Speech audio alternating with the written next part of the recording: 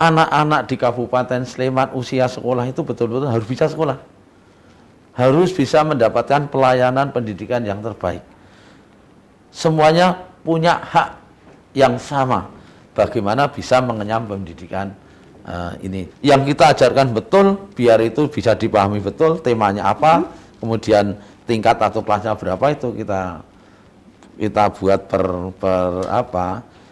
per strategi pembelajaran lewat itu Sembada Belajar itu.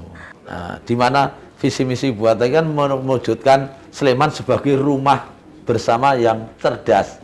Nah, makanya kita tingkatkan Sembada Belajar, lanjutnya menjadi Sembada Cerdas.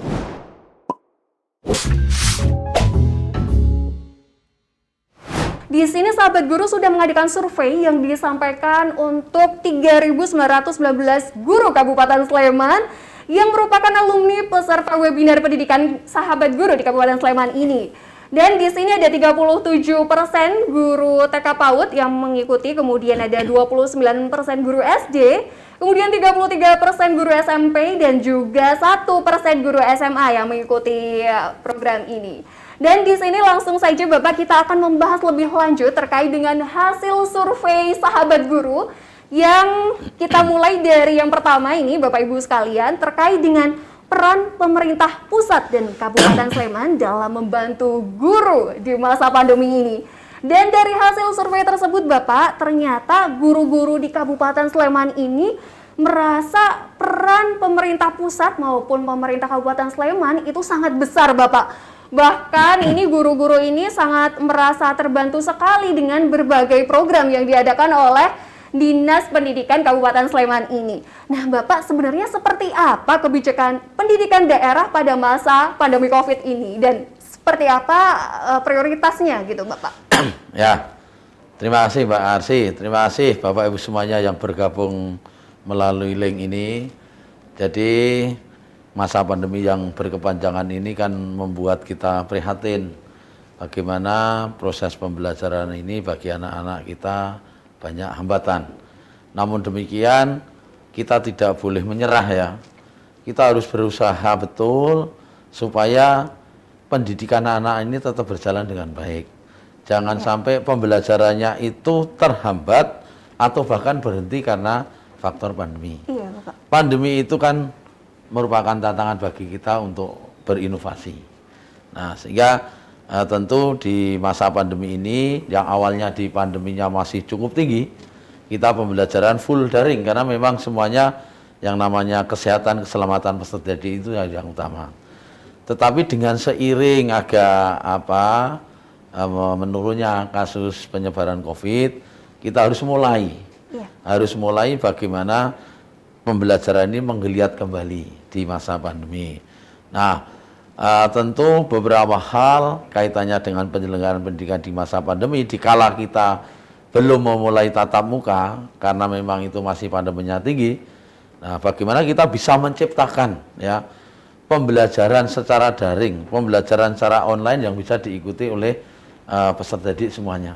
Karena kita pada prinsipnya itu kan kita punya 3 pilar pembangunan pendidikan di Kabupaten Sleman. Yang pertama adalah peningkatan pemerataan layanan akses pendidikan. Ini dimaksudkan bahwa anak-anak di Kabupaten Sleman usia sekolah itu betul-betul harus bisa sekolah. Harus bisa mendapatkan pelayanan pendidikan yang terbaik. Semuanya punya hak yang sama. Bagaimana bisa mengenyam pendidikan ini. Jadi ini kan menjadi tantangan kita harus bisa melayani itu dengan baik. Nah, jangan sampai keterbatasan karena mungkin anak-anak itu kurang beruntung.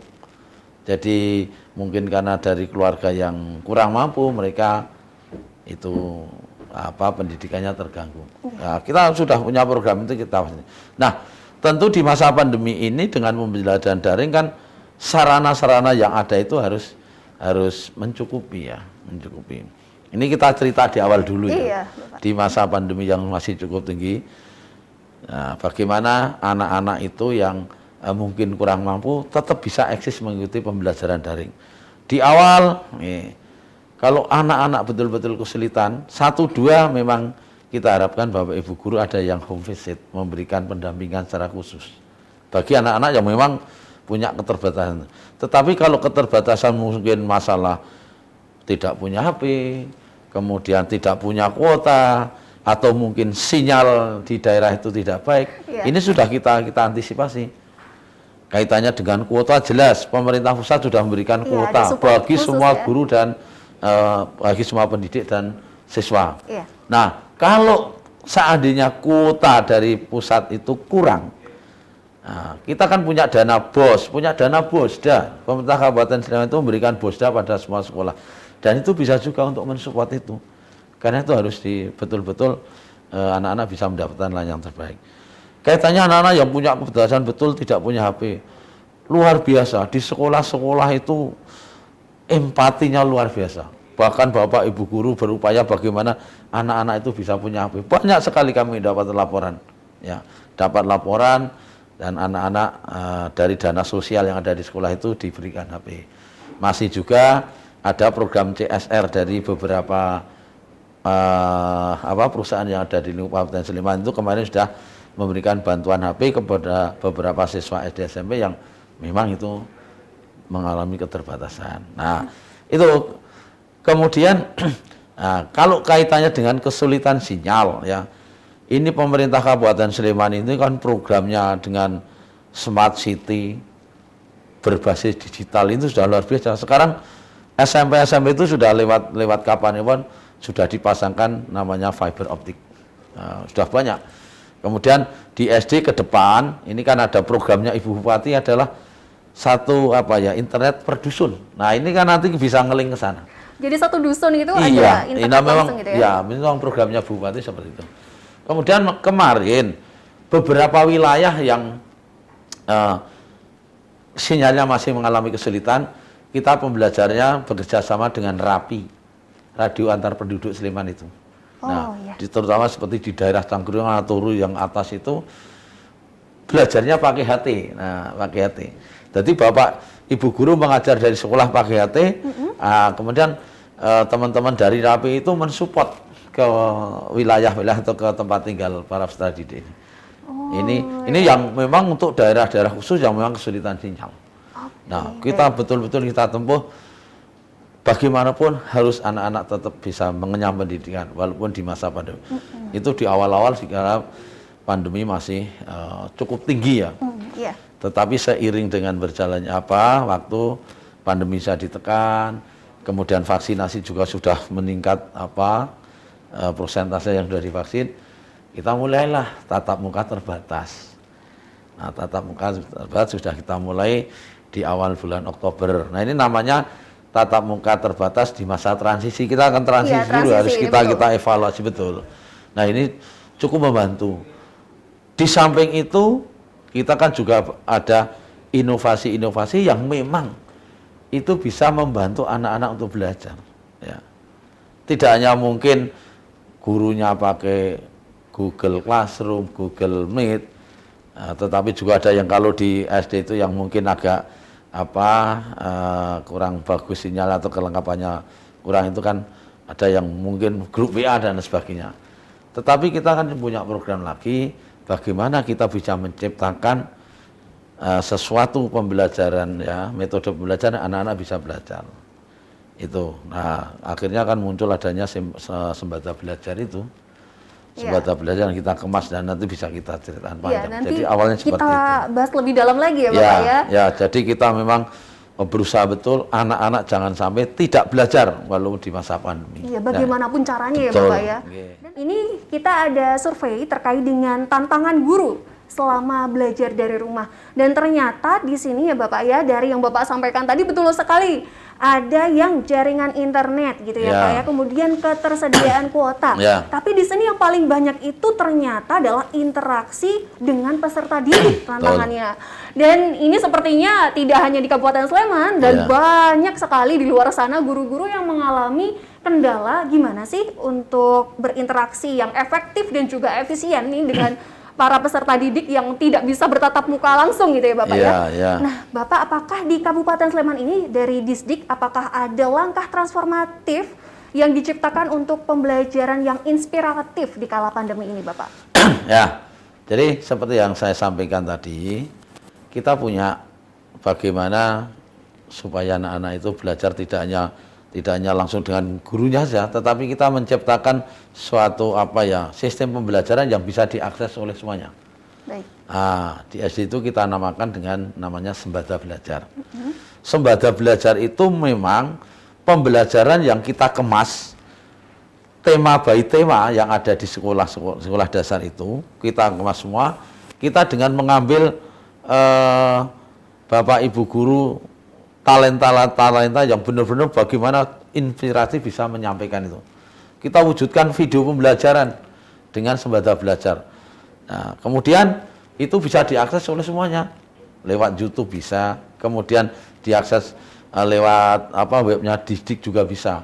Nah, di sana anak-anak bisa ikut belajar secara langsung.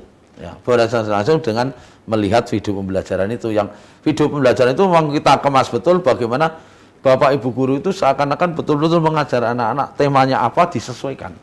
Nah, nanti kalau ada kendala, mungkin anak-anak perlu penjelasan lebih lanjut, anak-anak perlu memperjelas dari hasil pencermatan belajar melalui Sembada Belajar itu, kan ada waktunya daring dengan Bapak Ibu guru. Di sana bisa dibahas. Oh, jadi bersambung gitu ya, betul, Pak? jadi tidak hanya mutlak dari gurunya, tetapi justru yang tema yang diajarkan di Sembada Belajar dengan Bapak Ibu guru kan sama materinya. Nah, nanti kan itu di Sembada Belajar yang kurang jelas bisa diperjelas lewat Bapak Ibu guru itu. Baik, menarik sekali nih Ya, Pak ya. Jadi ya. ini salah satu program inovatif Ya, dari ya. Dinas Pendidikan ya Bapak Ya, ya, Sembada betul. Belajar. Nah, apakah ini tercetus juga waktu pandemi ini juga Bapak, atau mungkin sebelumnya memang sudah ada Sembada Belajar ini Bapak?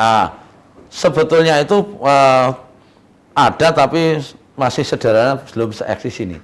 Karena kita berpikir betul, ini kalau pembelajaran daring, ya, di mana anak-anak mungkin banyak mengalami kendala, kalau tidak kita tingkatkan kualitasnya seperti apa, kemudian cakupan materinya juga tidak bisa mencakup semua tema, semua tingkat, itu nanti kan kasihan anak-anak. Ya. Sehingga kita betul dalam penyusunan materi di Sembada Belajar, itu kita betul-betul memilih teman-teman guru, Bapak Ibu guru dari sekolah-sekolah yang memang qualified, yang memang bagaimana bisa menjelaskan secara menarik dan sebagainya. Itu yang kita jadikan talent-talent yang itu akan memperagakan. Jadi anak-anak kita tinggal mengikuti di situ. Nah, sehingga kalau ada hambatannya tadi saya katakan nanti kan bisa diperjelas itu. Dan yang kita tampilkan itu memang tema-tema yang harus diajarkan di sekolah dasar itu. Semua tema kita. Jadi relevan ya Bapak? Iya, memang kita relevan. Yang kita ajarkan betul, biar itu bisa dipahami betul temanya apa, kemudian tingkat atau kelasnya berapa, itu kita buat per strategi pembelajaran lewat itu Sembada Belajar itu. Dan yang menariknya itu tadi udah ada talent-talentnya ya Bapak Iya. ya, para guru-guru Iya. inspiratif yang dipilih gitu ya Bapak Iya. ya. Nah, itu apakah ada seleksi khususnya? Oh, gitu, ada, Bapak? ada. Ya. Di waktu kita akan menampilkan guru-guru yang nanti sebagai peraga di Sembada Belajar, ya kita pilih, kita seleksi. Ya guru-guru yang memang, oh ini kok menarik, bisa membawakan materi anak-anak, itu yang kita pilih. Ya, Baik. ya. Dan ada tim khususnya ya Bapak Ada, ya dari Dinas Pendidikan. Kemudian tim penyempurna kaitannya dengan aplikasi Sembada Belajar juga tuh sudah punya tim. Semuanya sudah punya tim. Oke, jadi memang sudah terorganisir dan juga tersistematis bagaimana caranya program yang inspiratif ini benar-benar bisa sampai di para peserta didik gitu ya Bapak ya, betul. juga gitu. Dan Sembada Belajar itu akan kita kembangkan terus. Selama ini Sembada Belajar itu kan sebatas satu arah. Jadi anak-anak itu belajar dengan memperhatikan Bapak Ibu guru memperagakan mengajar seperti apa, menyampaikan materi. Kemudian kalau ada permasalahan nanti dia akan memperjelas lewat Bapak Ibu gurunya. Nah, ke depan kita kembangkan Sembada Belajar itu nanti biar selaras dengan visi dan misi Ibu Bupati. ya. Di mana visi misi Ibu Bupati kan mewujudkan Sleman sebagai rumah bersama yang cerdas. Nah, makanya kita tingkatkan Sembada Belajar, lanjutnya menjadi Sembada Cerdas. Bedanya di mana? Nah, kalau di Sembada Cerdas itu nanti anak-anak bisa interaksi. Maksudnya interaksi di situ bisa memainkan peranan, misalkan, oh saya ingin belajar dari hasil tadi, ingin saya perdalam ini, kemudian coba saya mengerjakan tugas, mengerjakan soal, hasilnya seperti langsung mereka bisa mengakses seperti itu. Wah, Nah, ini lebih akan kita komplit kembangkan ya, terus. Bapak, Iya. ya? Itu jadi biar yang semula hanya sekedar memperhatikan pembelajaran, ini akan kita arahkan ke sana. Anak-anak bisa belajar mandiri dengan fasilitas yang ada di aplikasi itu. Oke, keren sekali. Ya. Ini seperti learning management system ya, Betul, Bapak ya? ya. Oke, luar biasa sekali nih Kabupaten Sleman ya, inovasi-inovasinya, dan ditunggu nih segera ya Bapak ya. Ya. Akan ada launching mungkin Bapak atau Ya, ini sudah persiapannya? Sembada Cerdas itu sudah tahap penyusunan, nanti sebentar lagi akan kita sampaikan. Oke, sebentar lagi nih Bapak Ibu sekalian, sahabat guru Kabupaten Sleman ya, nantikan nih program terbaru nanti dari Dinas Pendidikan Kabupaten Sleman.